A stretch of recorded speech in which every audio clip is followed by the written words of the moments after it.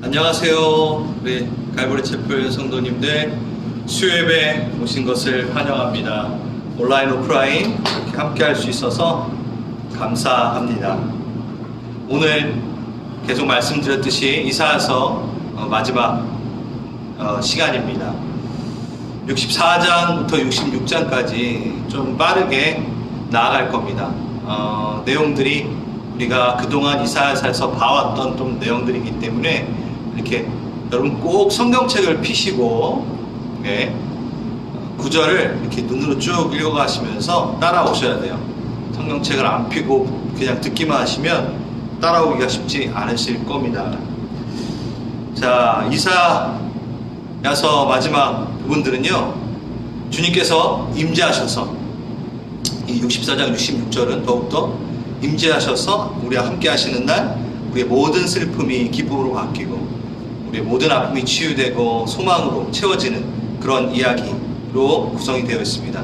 그것뿐만이 아니라 우리 또한 그 사역을 감당해야 된다라는 주님의 요청이 있는 그 장입니다. 먼저 64장을 보면요, 이스라엘 백성이 기도하는 내용이 나옵니다. 근데 이 기도가 기도의 정석이에요. 그러니까 이 기도를 그냥 따라해도 되게 정말 파워풀한 그리고 바른 기도가 될 수 있습니다. 여러분, 기도는요 의무인가요? 아니요. 기도를 의무라고 하면은 좀 힘겹게 느껴지고 이렇게 푸시 받는 느낌이잖아요. 기도는 특권입니다. 그래서 이 말을 할 수 있는 자들은요, 하나님 앞에 속한 자들만 이 말을 할 수 있어요. 그러니까 기도는 특권이에요. 기도 안 하면 손해입니다. 기도를 의무로 생각하는 거는 참 잘못된 것 같아요.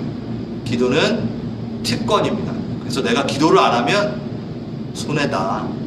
딴 하나님의 백성들 다 기도하면서 그 양분을 얻는데, 이득을 얻는데, 주님과 가까워지는데 내가 그 특권을 놓치지 않았으면 좋겠다라는 마음으로 우리 이사야서 64장을 좀 볼게요. 1절, 주는 하늘을 가르고 강림하시고 주 앞에서 산들이 진동하기를 하면서 3절까지 주께서 강림하사 주 앞에서 진동하였습니다. 계속 막 진동한대요. 뭐냐면 하나님의 위대하심을 선포하며 기도가 시작됩니다. 전능하심으로 시작되는 기도. 우리 기도들 중에 가장 좀 부족한 부분인 것 같아요. 우린 기도 시작하자마자 주로, 물론 대표 기도 할 때는 이렇게 의도적으로 만물을 창조하신 천지를 이렇게 시작하잖아요. 근데 개인이 기도할 때는 참 이 부분을 많이 스킵을 해요. 그냥 바로 내가 원하는 거, 급한 거, 문제 막 이거부터 막 얘기하잖아요. 아닙니다. 그래서 하나님의 아름다움을 선포하고 자랑하고 이렇게 기도가 시작돼요. 그 다음에 4절부터 7절까지 보니까 이거 보세요. 기도하다 보니까 이제 이게 기도를 막 내 생각대로 막 하다 보면 내 이슈만 얘기하다 그러는데요. 이 정석대로 딱 기도를 하면요, 무슨 얘기냐? 하나님의 광대하심을 선포하고 기도하기 시작하면 자신의 모습을 진정으로 보게 됩니다. 그 완전하신 분 앞에 초라한 나도 보게 되고 연약한 나도 보게 되고 또 그 완전하신 분 앞에 회복을 받아야 되는 나를 발견하게 돼요. 그래서 내 관점으로 나를 바라보는 게 아니라 광대하신 하나님을 막 찬양하여서 시작하는 기도는 하나님의 눈으로 나를 바라보게 하는 기도로 초청하게 합니다. 참 멋지죠? 그래서 보니까 4절에서 7절, 5절 봅시다. 주의 길에서 주를 기억하는 자를 선대하시거나 우리가 범죄함으로 주께서 진노하였사오며 이 현상이 이미 오래되었사오니 우리가 어찌 구원을 얻을 수 있으리까. 그러니까 죄로 가득한 내 모습이 보이기 시작한 겁니다. 주님 앞에 뭔가 컴플레인 하려고 기도하기 시작했다가 보이는 거죠. 주님의 눈으로. 그런데 7절 보세요. 주님의 이름도 제가 부르지 않았군요. 주의 이름을 부른 자가 없으며. 여러분, 주님 하루에 예수님 몇 번 불러보세요. 예수님, 주님, 하나님, 우리 많이 불렀으면 좋겠습니다. 그 다음에 8절부터 11절까지는 이제 봐봐요. 이제 하나님을 외치고 하나님을 선포하고 하나님의 광대하심과 위대하심을 얘기하고 그 눈으로 나를 바라보게 되면요, 어떻게 되냐면 하나님을 더 명확하게 보게 되고 나를 더 명확하게 보게 되는 은혜가 이루어집니다. 그래서 제자리로 돌아가는 회복의 단계로 이르게 됩니다. 이게 바로 8절에서 11절의 이야기입니다. 그러나 여호와여 이제 주는 우리 아버지이다. 우리는 진흙이요 주는 토기장이시니 우리는 다 주의 손으로 지으신 것이니이다. 주를 찬송하던 우리의 거룩하고 아름다운 성전 불탔으면 우리가 즐거워하던 것이 다 황폐한다. 우리가 고쳐야 될 것도 보여주시고 회복돼야 될 것도 보여주시고 우리가 어디에 서야 될지도 보여주시는 기도를 지금 하고 있습니다. 그러면서 12절에 그의 성품을 얘기하며 주님 영광을 좀 드러내십시오. 지금 우리의 이 암흑과 같은 이 넘어져 있는 이 갈대와 같이 쓰러져 있는 나를 주님의 영광으로 일으키십시오. 보이소서 하고 기도의 정석이 끝납니다. 그리고 이제 65장, 66장이 이제 시작되는데 아주 웅장하게 울리는 저는 이렇게 말하고 싶어요. 이사야서 65장, 66장은 하나님의 음성과 같다. 하나님의 음성. 여러분 에스겔서나 계시록에 보면은 하나님의 음성이 어떻게 들린다고 나오는지 아세요? 많은 물소리와 같다. 여러분 찬양집 중에 많은 물소리라고 했거든요. 저는 근데 그거를 잘 몰랐을 때 맑은 물소리인 줄 알았어요. 본인도 그 많은 사람들이 그러니까 되게 큰 요만한 뜨인돌에서 이제 제작한 황병구 저희 교회 선배가 한 건데 만든 건데, 네 거기 보면요 많은 물소리예요. 그 책이. 계시록에 보면 주님의 발은 빛난 주석과 같고 그의 음성은 많은 물소리와 같더라. 여러분 많은 물소리 들어보셨어요? 다 들어보셨어요? 어디서? 나야가라. 캐나다에서 사시는 분, 토론토에 사시는 분들은 이게 무슨 소리인지 압니다.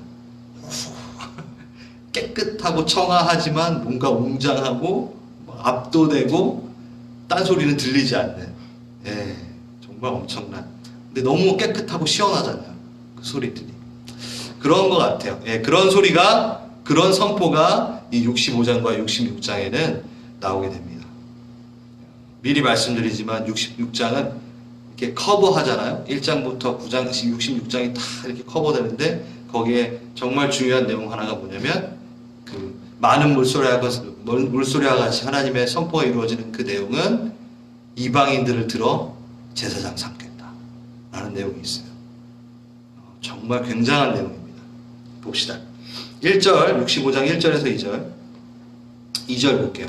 내가 종일 손을 펴서 자기 생각을 따라 옳지 않은 길을 걸어가는 패역한 백성들을 불렀나니. 이 1절에서 2절 보면요, 하나님께서는 나는 계속 너 옆에 있었다. 나는 응답할 준비가 다 있었다.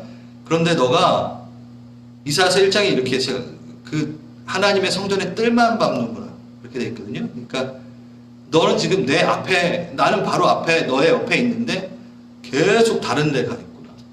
계속 다른 곳으로 가고 있구나. 이렇게 얘기하고 있습니다. 근데 이스라엘 백성들은 우리는 할 거 다 했어요 막 이러는 거예요. 난 할 거 다 했는데요 막 이러는 거죠. 그게 무슨 차이일까 봅시다. 3절에서 7절은요 이스라엘 백성이 계속 이방 종교에서 행하는 가증한 행위들을 하면서 하나님 옆에 있었다, 하나님을 찾았다라고 이야기하고 있습니다. 하나님의 입장에서는 그냥 가증할 뿐이죠. 소통이 아니라 불통인 거죠. 그 이유는 중심이 딴 데 있었던 거. 그러니까 몸과 행색은, 이름표는 크리스찬이나 중심은 없어요. 그래놓고서 이제 하나님한테 나 주님 찾았었는데요. 주님 옆에 있으려고 했었는데요. 근데 하나님은 그걸 가증하다. 너가 죄악된 산 위에서 분향하고 있고 내 성소에 들어왔을 땐 뜰만 밟고 그냥 가는구나. 아니 내 성소를 더럽힐 뿐이구나. 이렇게 이야기하시죠. 그러면서 8절에서 10절을 보면요,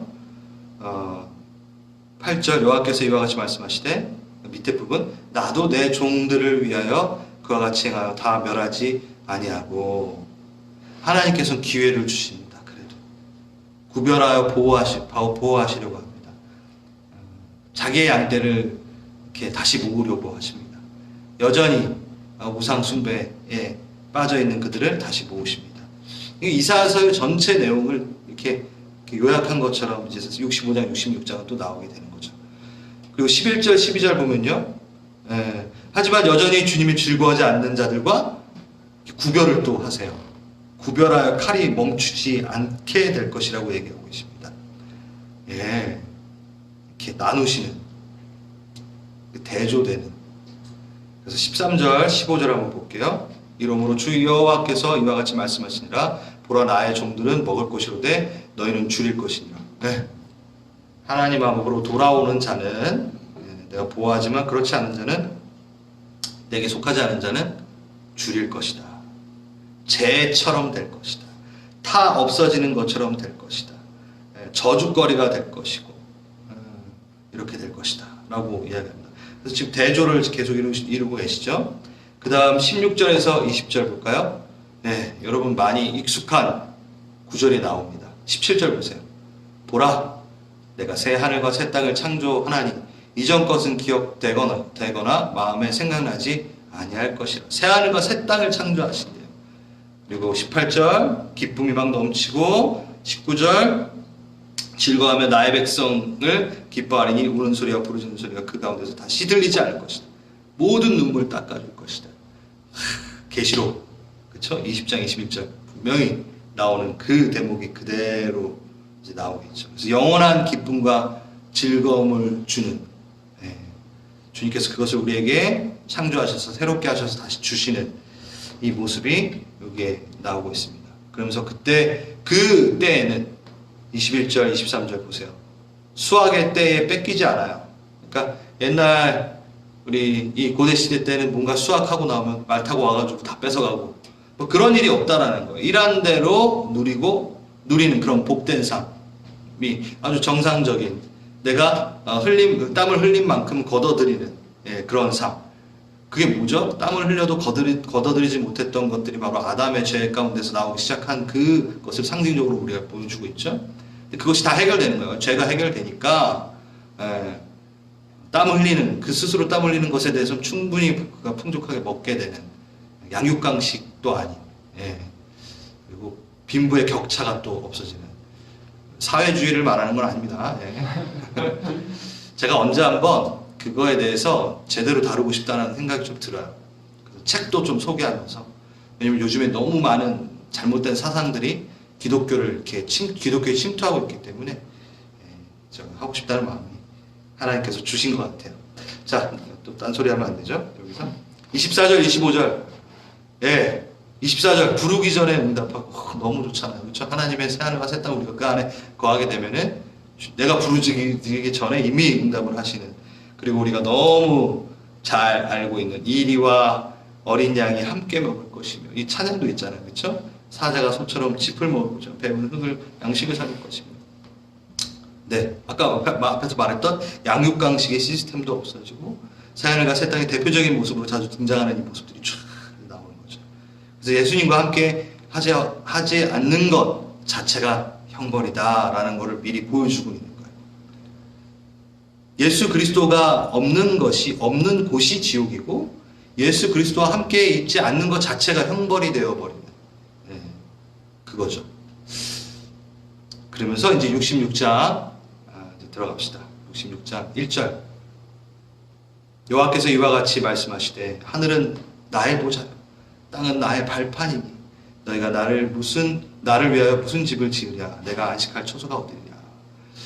이거 솔로몬에게, 다윗에게 했던 그 말처럼 느껴지죠. 그렇죠? 그러면서 22절. 나 여호와가 말하노라 내 손은 모든 것을 지었느니 그들이 생겼으면 무릇 마음이 가난하고 심령에 통회하며 내 말을 듣고 떠는 자, 그 사람은 내가 돌보려니와. 그러니까 모든 걸 가지신 분, 그분, 완전하신 분, 더 이상 바라실 것이 없는 그 분, 그렇죠? 완전하신 분. 그런데 바라시는 게 하나 있어요. 원래 뭐 다 가지면 바라는 게 솔직히 없잖아요. 그렇죠? 오프라인에 계신 분들 멀리도 보고 말이에요. 다 갖고 있으면 더 이상 바랄 게 없잖아요. 근데 하나님은요 다 갖고 있어요. 완전하세요. 근데 바라시는 게 꼭 하나씩 있어요. 그게 뭐냐면 우리예요. 참 기막힌 진짜 복음입니다. 예. 그러면서 3절에서 4절 보니까 계속해서 주님 앞에 떠는 자가 아니라 존경과 경외를 표현하는 자들이 아니라 내가 말하여도 듣지 않고 4절 보십시오. 예. 듣지 않는 자들, 그렇지 않은 자들이 또 나오게 되면 계속 이사야서 마지막에 제가 하겠지만 대조가 되고 있습니다. 그래서 5절, 6절 그들은 수치를 당하게 됩니다. 그래서 어떤 삶을 살 거냐라고 이사야서는 계속 얘기하고 있어요. 이사야서는 벌써 포로로 잡혀간 이들에게 이렇게 읽혀지는 그때 쓰여지고 있었던 부분들이죠. 그러니까 계속해서 우리가 이렇게 된 것은 우리가 어떠한 선택을 했기 때문이다라는 걸 이제 너는 도대체 어느 삶을 살 것이냐에 대한 질문을 계속 하고 있는 거예요. 7절 시온은 진통을 하기 전에 해산하며 고통을 당하기 전에 나말을 낳았으니 이런 일을 들은 자가 누구이며 이런 일을 본 자가 누구며 나라가 어찌 하루에 생기겠으며 민족이 어찌 한순간에 태어나겠느냐. 그러나 시온은 진통하는 즉시 그 아들을 순산하였도다. 이거는 작정하시면 바로 하나님의 회복은 일어난다 라는 얘기예요. 또 이 부분들은 또 우리가 좀 문자 그대로 본다면 이스라엘의 태동에 대한 부분들로 많이 풀이하기도 합니다. 그러니까 하나님이 작정한 건 한다. 예, 여러분 기억나시죠? 이스라엘이 없어졌다가 다시 생긴 그 기간이 어떻게 되냐고. 삼국시대, 초삼국시대 한조 때 무너졌던 나라가 갑자기 광복절, 우리나라 광복절 때 같이 태어난 거예요. 그러니까 엄청난 일인 거죠. 이건 그러니까 하나님이 한다면 한다는 거예요. 말씀에 써놨으니까 나는 그거 한다라고 보여주시는 거예요. 하나님 하세요. 그분은 왕이시니까. 그래서 10절 예루살렘을 사랑하는 자들이여 다 그 성읍과 함께 기뻐하라. 다 성읍과 함께 즐거워하라. 그 성과 함께 기뻐하라. 자, 그냥 기뻐하는 게 아니라 다 뭐가 돼 있죠? 성읍과 같이, 성과 같이 기뻐하래요. 그의 보호와 품, 통치 안에서 기뻐하는 것뿐만이 아니라 어디? 이거 성은 하나님의 보호를 말하고 통치를 말하고 그런 거죠. 그러니까 혼자 기뻐하는 게 아니라 하나님 안에서 기뻐하는 거. 이게 정말 중요한 것 같아요. 여러분 하나님 없이 기뻐하는 것들 우리 되게 많아요, 솔직히. 근데 그것으로 내 삶에 평안이 있다라고 착각하면 절대 안 됩니다. 내가 하나님 없이 하나님을 제외하고 기뻐하는 것 중에는요, 아무리 좋아 보이고 아무리 나를 윤택하게 하고 기분 좋게 하여도 그것은 나를 죽이는 일이 될 수 있다는 것을 명심하셔야 돼요. 나를 상하게 하는, 내 영을 상하게 하는 것이 분명히 있습니다. 여러분 한번 보십시오. 하나님 없이 즐거워하는 것 중에 나의 영을 얼마나 갉아먹고 있는 것을 점검해 볼 필요가 있습니다. 내가 하나님과 함께 기뻐하는가에 대한 부분. 그 자들이 바로 하나님을 사랑하는 자다 이렇게 얘기하고 있습니다. 11절에서 13절까지 보면요, 너희가 젖을 빠는 자 같이 그 위로하는 품에서 만족할 것이고 위로를 받을 것이고, 그쵸? 13절 보십시오. 어머니가 자식을 위로한 같이 내가 너희를 위로할 것인즉 너희가 예루살렘에서 위로를 받으리니. 하나님은 자신을 나타내고 보여주시기 위해서 부모, 어미, 특히 아비보다 부모를 이렇게 예를 들어서 이제 지금 보여주시고 계시는 거예요. 하나님의 사랑. 그래서 엘샤다이, 그렇죠? 샤다이는 여인의 젖을 말하죠. 그래서 아이를 먹이는 그 모유가 나오는 그 젖을 말해요. 그래서 엘샤다이, 남성형과 여성형이 같이 있어요. 그래서 그 보호하심, 강력한 손으로 우리를 도우시지만 또 어머니의 품과 같이 우리를 돌보시는 그 하나님의 위로하심이 우리에게 있다 합니다. 그래서 14절에서 17절 하나님을 믿지 않는 자에게는 또 죽음이 닥친다라고 또 대조하여 반복이 됩니다. 그리고 다시 또 18절 19절은 대조하여 하나님의 자녀들의 모습을 또 보여줍니다. 이게 계속 대조를 해서 보여줘요. 18절, 19절 하나님의 자녀들 어떻습니까? 나라와 언어가 다른 민족들을 모으리니 그들이 와서 나의 영광을 우리 얘기하는 건 이방인들 보세요. 내가 그들 가운데서 징조를 세워서 그들 가운데에서 도피한 자로 아무튼 그들을 나의 영광을 보지도 못한 먼 섬들로 다시 보낸다. 그들이 나의 영광을 문나라에 전파하리라. 우리 예. 이게 우리는 지금 되게 그냥 뭐 당연하시 읽고 있지만요. 이사야서를 받아든 이사야마저도 이상했을 거예요. 왜냐면 이방인들은 다 죽여야 되는 벌어지지도 못한 그냥 불쏘시개로 쓰이는 것들인데 그들이 와서 제사장이 돼서 다시 나가서 하나님을 전파하는 자들이 된다. 사신이 된다. 전파자들이 된다. 하나님의 영광을 볼 수 있는 자들이 된다. 엄청난 얘기죠. 그래서 20절 나 여호와가 말하노니 그 이스라엘 자손이 예물을 깨끗한 그릇에 담아 여호와의 집에 드림같이 그들이 너희 모든 형제를 문나라에서 나의 성산 예루살렘으로 말과 수레와 교자와 노새와 낙타에 태워다가 여호와께 예물로 드릴 것이요. 네. 모든 이들이 예물을 들고 와서 여호와께로 나와 예물을 드립니다. 그게 뭐죠? 하나님께 제사를 드린다. 하나님께 예배 드린다는 거예요. 근데 어떻게? 예, 여호와의 집에 드린다는 거예요. 이스라엘 예루살렘 제 자손과 같이. 그래서 이게 참 재밌어요. 성산 예루살렘으로 말과 수레 교자 노새 낙타를 태워다가 하나님께 예물을 드리는 모든 형제를 문나라에서 그래가지고 이스라엘 백성 엘리야 사역 같은 일들이 지금도 일어나고 있죠. 그래서 하나님의 성전으로 하나님의 성산으로 나아가는 그 모습들. 그러면서 나는 그 가운데서 택하여 제사장과 레인을 삼으리니 여호와의 말이니라. 이게 우리에게 진짜 비전이 되는 거죠. 우리가 제사장이 된대요. 레위인 삼아주신대요. 이방인들이 제사장이 된다? 아까도 얘기했지만 엄청난 얘기입니다. 그러니까 제가 이걸 묵상하면서 그런 생각이 들었어요. 이스라엘 백성이라든가 이사야에게는 좀 너무 말도 안 되는, 그러니까 되게 특권이었잖아요.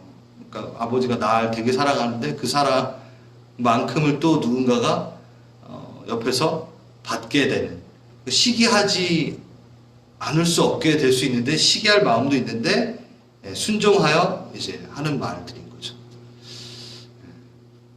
제 입장에서 본다면 또 어떤 게 이게 적용될 수 있을까 좀 고민도 해보고 묵상도 해봤던 것 같아요.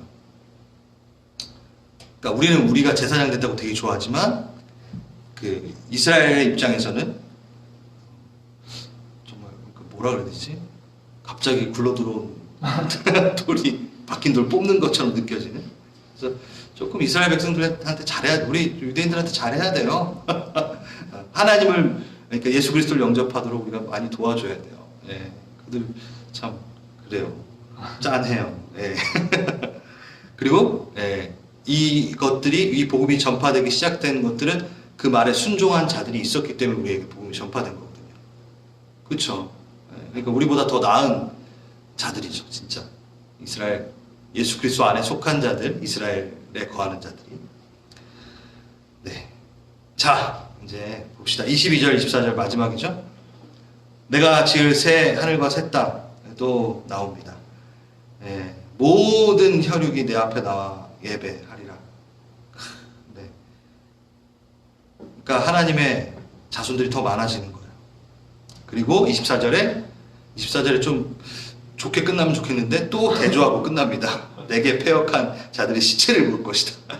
그 벌레가 죽지 아니하며 그 불이 꺼지지 아니하며. 야, 완전 지옥이잖아요. 그렇죠? 지옥불 타지 않아. 불은 막 타는데 죽진 않아. 모든 혈육에게 가증함이니라. 마지막 절까지 심판의 자리와 영광의 자리를 계속 대조하여 보여주고 있습니다. 예배하는 자리와 영영한 불의 자리를 보여주고 있습니다. 여러분은 어디 계실 겁니다. 어디 계실 겁니까? 예배하는 신자는 세속을 중단하고 세속적인 신자는 예배를 중단한다. 이런 말이 있어요. 어디에 쓰실 것입니까? 뭘 중단하실 겁니까? 예. 우리 세상과 가까워질수록 예배는 멈추게 될 수밖에 없어요. 우리의 시간을 할애하는 부분에 있어서 예배를 줄이면 그만큼의 자리는 세속으로 채워집니다. 그래서 정말 그냥 담당 목사로서 정말 바라는 건 우리 교회 공동체가 정해놓은 예배만이라도 잘 지킨다면 그만큼은 세속에 가는 것에 대비하고 대적할 수 있다는 거예요. 그래서 금요 예배 때 시작할 때 이런 말을 했어요. 우리가 스스로 혼자서 1시간 동안 기도하고 예배하는 것을 할 수 있을까? 잘 못하잖아요. 근데 그 자리에 함께 하면 1시간은 그래도 내가 하나님과 1시간 동안 예배하고 기도하는 것을 해보는 거잖아요. 얼마나 귀중해요. 같이 하니까. 혼자 못하니까. 근데 내가 그거를 안 하게 되면은 내가 다른 시간을 내어 그만큼을 내가 할까? 못한다는 거죠. 그 시간은 대부분 세속으로 채워질 수밖에 없다는 거예요. 그러니 공동체가 정하여놓은 예배, 기도의 자리는 정말 목숨을 걸고 나아가. 그러니까 교회가 중요해서 얘기하는 게 아니에요. 교회 프로그램이 중요해서 하라는 얘기가 절대 아니에요. 무슨 마음인지 아시죠? 그거라도 활용을 하셔야지만이 우리는 예배를 드리는 연약한 자라는 걸 인정하자라는 거죠. 저도 그래요. 저도. 그래서 저 목사 안 됐으면 저도 아마 안 했을 거예요. 참 감사하죠. 이런 폐역한 자를 목사 시켜서 그나마 이거라도 하게끔 하신 거예요. 그러니까 그런 거를 이야기하는 겁니다. 안 나오셔서 뭐 삐지고 그랬다는 게 아니라 절대 그게 아니라 네, 이제 정리를 한번 해보겠습니다. 이사야서 좀 빨리 하고 정리를 하려고 했는데 시간이 많이 갔네요. 이사야서 전체는 계속 얘기했지만 대조를 통하여 자기를 점검하게 하고 있습니다. 예. 여러분 이사야가 이름이 뭐죠? 여호와는 구원이시다. 예, 그 이름 자체의 뜻이 여호와는 구원이시다라는 거죠. 그래서 예언서 전체의 주제는 여호와는 너희를 구원할 거다. 근데 어떻게 구원할 거냐면 계속 너에게 말할 거다. 어떻게? 대조해서 이렇게 되면 죽어. 이렇게 하면 살아. 라고 계속 너희들에게 나는 멈추지 않고 말할 거야. 선지자들을 보낼 거야. 나는 구원이야 라고 말할 거야. 그래서 너가 뭐를 선택해야 되는지를 계속 보여줄 거야. 그게 대조해서 보여줄 거야. 이 얘기인 거죠. 그러면서 1장에서 나온 내용이 솔직히 65장, 66장에 거의 똑같이 나와요. 그러니까 인클로즈 구조. 그러니까 수미 쌍관 구조. 이렇게 그릇을 담듯이 똑같은 게 이렇게 탁 이렇게 옆에서 감싸는 그 구조로 보여줍니다. 그게 바로 대조입니다. 내가 이렇게 놀라운 비전을 주는데 너 반응 안 하고 이거 꼴 날래? 이거. 예. 그래서 1장 31절 뭐 피실 수 있는 펴도 되지만 다 태워버릴 거라고 얘기하세요. 나 안에 들어오면은 괜찮아. 근데 나한테 안 들어오면 다 태워버릴 거야. 지금 24절도 마지막 절에 그렇잖아요. 불이 꺼지지 않을 거야. 태워버릴 거야. 이렇게 얘기하십니다.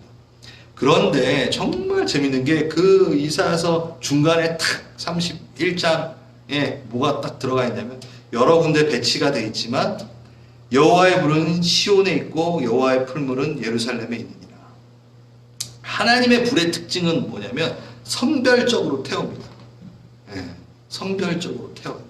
같은 불이 임해요. 이게 이미 임해요. 소멸하는 불. Consuming fire. 하나님의 거룩이 임할 때 죄는 죽어요. 그러니까 패역한 자들은 죽어요. 근데 의인은 불이 임할 때 어떤 일이 일어나냐면 정결케 돼요. 네.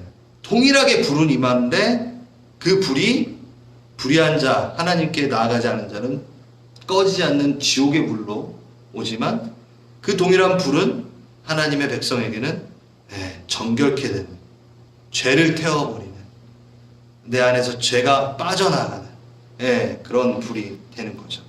그래서 하나님을 대적하는 골라서 태우는 불, 그거를 우리는 누려야 돼. 근데 여러분 이렇게 있다가 마지막 날 태우시는데 내가 타버렸으면 여태까지 저는 간첩으로 있었던 겁니다. 예, 무서운 얘기예요, 이거. 예. 그래요. 그래서 이렇게 대조하여 보여주시고 있네요, 이미. 그 다음에 징계에 대한 부분이 나옵니다. 이거 되게 중요한 거예요. 자녀를 위한 징계. 예. 며칠 전에 그 미국의 어떤 분이 저랑 이제 상담을 하시는데, 이제 안식교에 대한 이 이야기, 어머니가 막 이단에 빠지시고 막 이런 얘기를 하면서 상담을 막 하게 됐는데, 여러분, 안식교의 제일 무서운 그들의 그 이야기들 중에 하나가 뭔지 아세요? 사랑의 하나님인데 어찌 심판을 하냐, 막 맨날 이래요. 그래서 지옥이 없어. 지옥이 없대요, 걔네들은 항상. 그러니까 징계에 대한 부분을 부정해요. 그러니까 심판주를 부정하는 거죠. 네, 반쪽짜리 하나님만 믿고 있는 겁니다. 그래서 제가 자녀를 위한 징계라고 이제 표현을 했는데, 여러분, 예언서의 참된 의미는 여호와께로 돌아오라라는 게 예언서입니다. 예언이 앞에 미래의 일을 말하는 것만을 말하는 게 아니에요. 예. 예언서는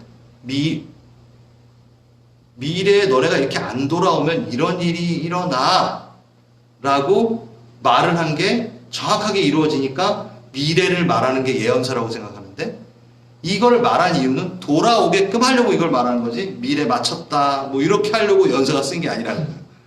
나는 미래를 맞출 수 있지, 이 얘기를 하려고 예언서가 있는 게 아니라 돌아오라고 자꾸 얘기했는데 그렇게 안 되면 이렇게 되니까 그렇게 일어났어. 그러니까 미래를 맞춘 것 같아. 예. 기독교는 그거예요. 기독교는 미래를 맞추는 종교가 아니에요. 네. 목사님, 이렇게 하면 어떻게 될까요? 뭐 이런 거 물어보지 마세요. 전 점쟁이가 아닙니다. 예. 돌아오라라는 얘기예요. 하나님께로 돌아오라. 예. 그러면요, 징계는 있을 수밖에 없다. 안 돌아올 때는 주님께서 따끔하게 머리를 한 대 치십니다. 궁뎅이를 한번 치십니다. 자, 근데 징계가 우리가 이렇게 하면 되게 예뻐 보이잖아요. 무서워요. 되게 무서워요. 그러니까 징계까지 가지 않아야 된다라는 얘기를 오늘 전 하고 싶더라고요. 그러니까 괜히 하나님한테 대들지 마시고, 괜히 딴 데 가지 마시고, 징계를 달게 받겠습니다, 그런 엄청난 무서운 소리도 하지 마시고, 징계 받지 않게끔 하라라는 얘기예요. 그 징계를 받지 말아야죠. 그래서 징계를 받지 않기 위해서는 우리가 뭘 하면 된다? 주님께서 파이어를 보내실 때 내가 정결케 되기를 소원하고, 주님이 임재하실 때 내가 그냥 다 없어지는 것이 아니라 내 죄가 다 없어지는 작업을 하겠습니다. 회개의 작업을 잘해야 된다라고 이사야서는 계속 얘기를 했습니다. 예, 그래서 기도도 특권이고 찬양도 특권이고 회개도 특권이라는 거죠. 그러면서 이사야서에서 제가 뭘 얘기했었냐면, 마사의 임재 기억나세요? 예, 여기 이사야서 23장에 보면 여러 나라에 대해서, 이방 나라에 대해서 계속 경고하시는 게 있어요. 두로에 대한 경고라, 이렇게 바벨론에 대한 경고라, 경고 이렇게 얘기하는데, 그 단어가 마사라는 단어죠. 무거움, 짐, 매다. 그래서 다른 선지서에는 엄중한 말씀이라고도 번역을 해놨다고 말씀을 드렸던 것이 기억이 납니다.